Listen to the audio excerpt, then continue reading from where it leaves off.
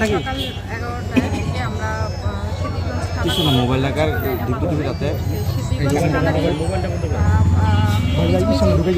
বড়পুকুরিয়া আমির হোসেনের বাড়ির পাশে 3টা ডেড বডি পাওয়া গিয়েছে। তার মধ্যে 2টা মাথা কাটা এবং একটা 4 বছরের বাচ্চা। তো মৃতদেহগুলো ছিল অন্তর্গলিত অবস্থায়। পুলিশ সাথে সাথে আসলো এবং আসার সাথে সাথে আমরা যেটা আমির হোসেনের যে পাশে যার বাড়ির ওয়ালের সাথে গত করে পুঁতে রাখা হয়েছিল সেখানে একটা হাত দেখা গিয়েছিল। ওটা দেখি তারা ফোন দিয়েছিল 999 এবং সেখান থেকে সেটা জেনে জানানোর সাথে সাথে থানা পুলিশ আসে এবং হচ্ছে ডেড বডিগুলো উদ্ধার করার পরে যেটা পাওয়া যায় যে আশেপাশে কথা বলে সাক্ষী সব সাথে কথা বলে যেটা পাওয়া যায় যে এখানে লামিয়া আক্তার এবং শঙ্কর আক্তার নামে 2 বোন থাকতো এবং তাদের লামিয়া আক্তারের 4 বছর একটা ছেলে ছিল। তো লামিয়া আক্তারের হাজবেন্ড নেশাগ্রস্ত ছিল, তার সাথে তার সম্পর্ক ভালো ছিল না।